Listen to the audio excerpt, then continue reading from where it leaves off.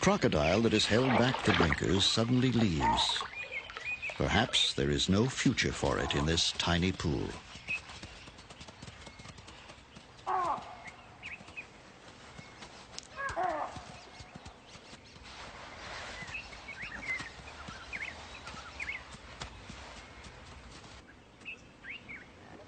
The mother has made up her mind. This is not the sweet-smelling youngster she came with. But the fawn knows better.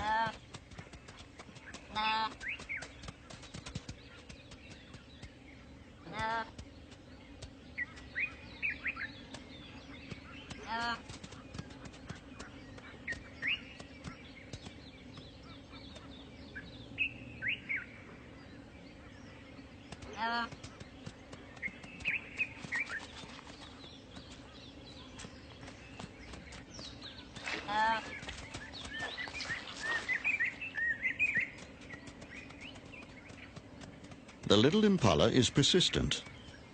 Soon the mud will wear off, and the mother will again accept her.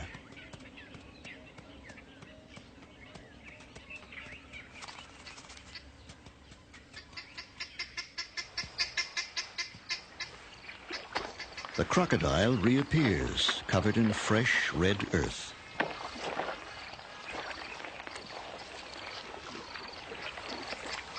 She thrusts her head into the mud and swings it from side to side.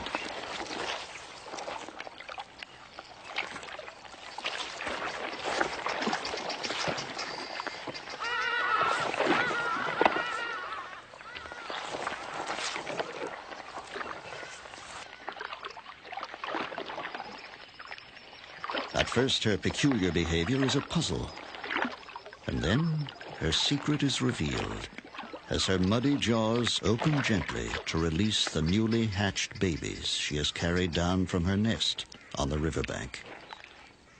This is the reason she has remained in the pool so long. She would never desert her young. She is their only protection.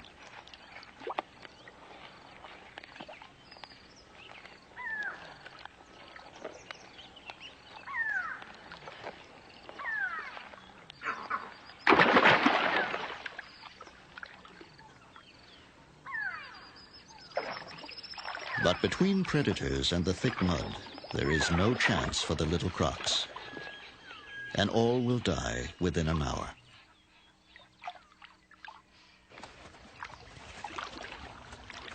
Back in the big pool, crocodiles writhe and heave over another carcass. And once again, hippos are amidst the frenzy. There's nothing for them to eat, yet something attracts them here.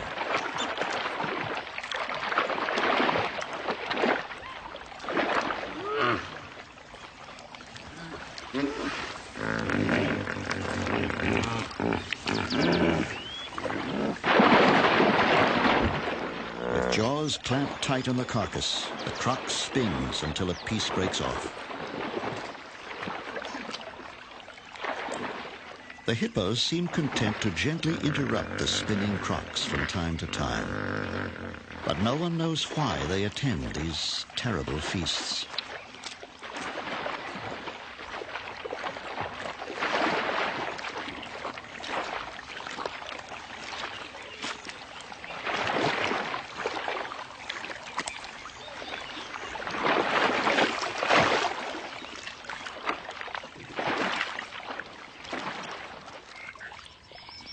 For 9 months, little rain has fallen, and the animals risk death for water.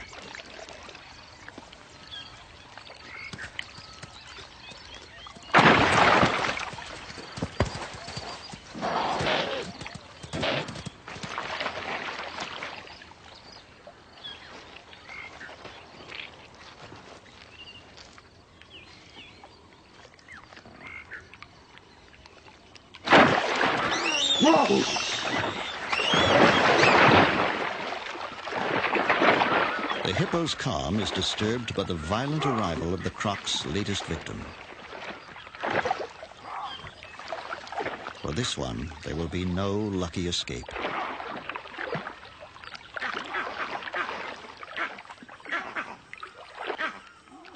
The baby hippo is already wedged deep among crocs, close to the impala carcass and the biggest crocs in the pool.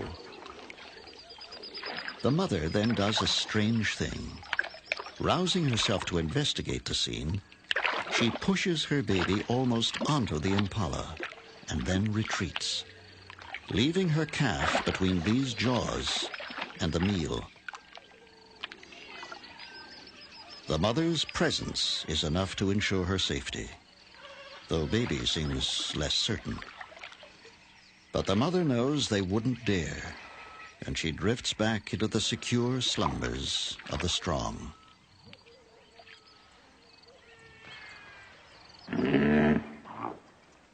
The pool has become so dangerous that most animals prefer to drink from the pits.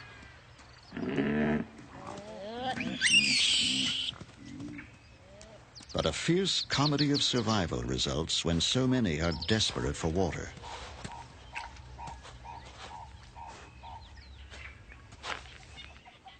Large male baboons commandeer the pits and drink every mouthful of water that seeps in.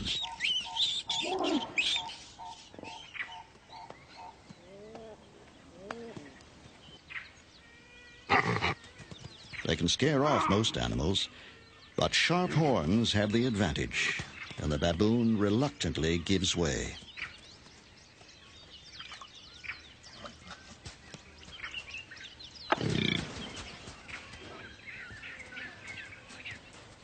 Competition at the pits is so fierce that those that can't cope with a big baboon have to take their chances at the pool. A nursing mother must have water, but she takes a terrible risk to get it.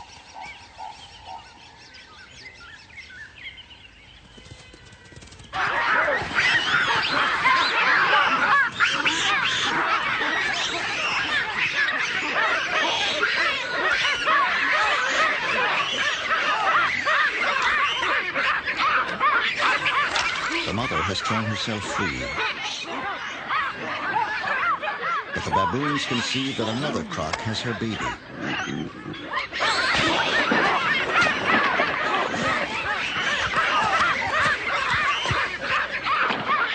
The croc will lose its prize to the others unless it leaves the pool.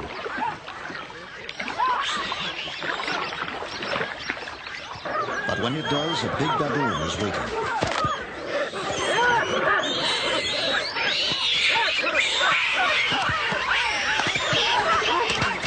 The croc drops the baby, but the brave rescue is too late.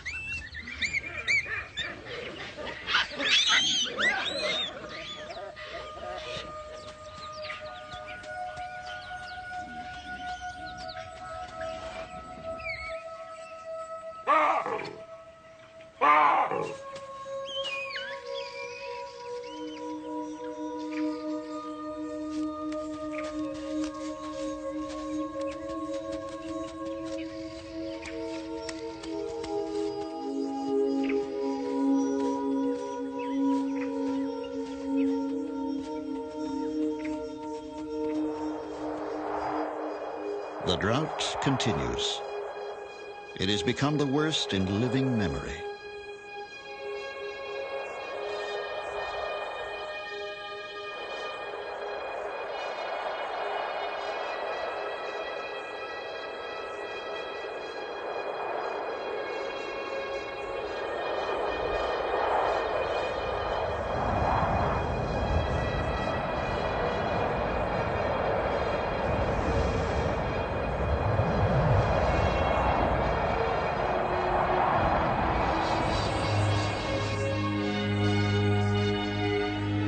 The pool has dwindled to a mud wallow, and many of the hippos have left on a final quest for water.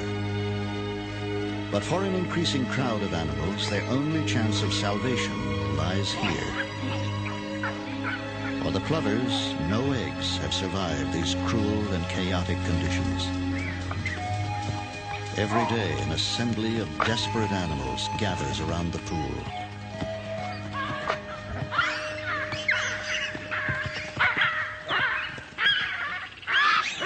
These baboons, who are seldom peaceable, reach new levels of aggression among themselves. Even mothers with small babies do not escape the brutal bullying.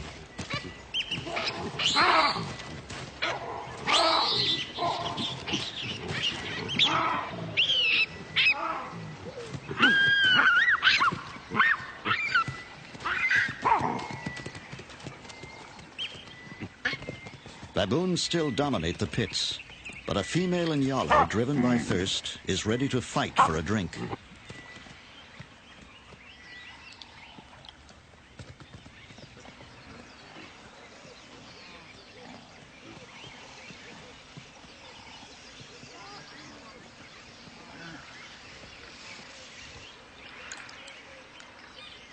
Each day now, a few baboons appear with blood on their hands. Their victims are impala fawns. Some are orphans of the drought, others only temporarily lost and alone. Trusting and totally defenseless, they are easy prey for a strong male baboon.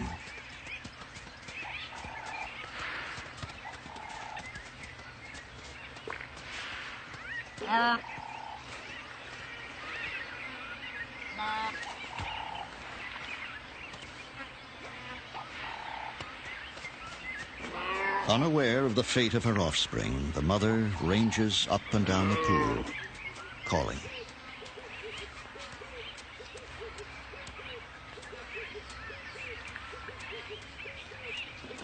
A hungry warthog roots around for choice pieces of rotting catfish,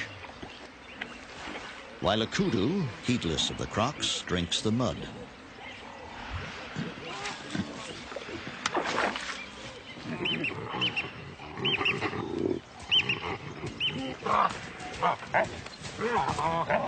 The baboon didn't keep his kill to himself for long. Yet the contest seems to be as much about male dominance as ownership of the carcass.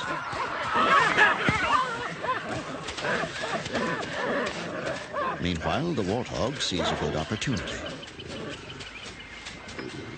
She's a little slow and no match for an agile baboon.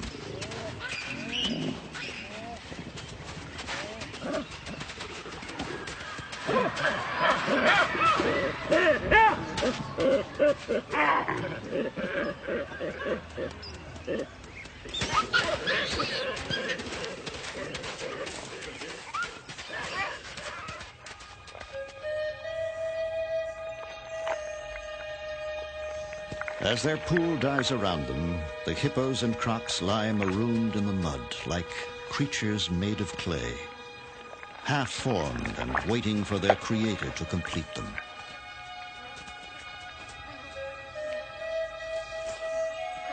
A baboon risks all on a thin crust of mud as she searches for puddles on the surface, while all around her lie more than 100 crocodiles, indistinguishable from the mud.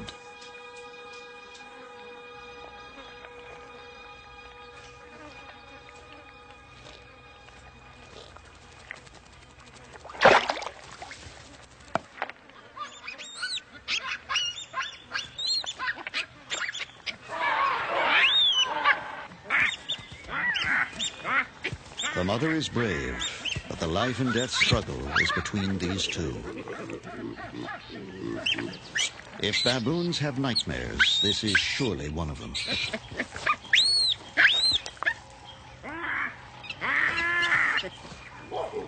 Torn between terror and wanting to help, the mother is unable to rally any support.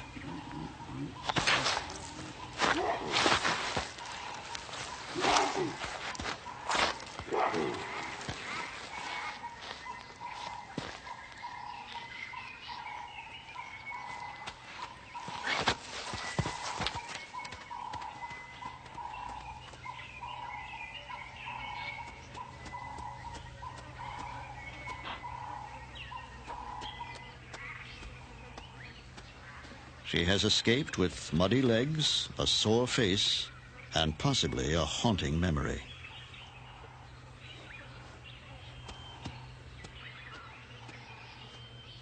Right now, she needs some hands-on grooming, but there is none to be had.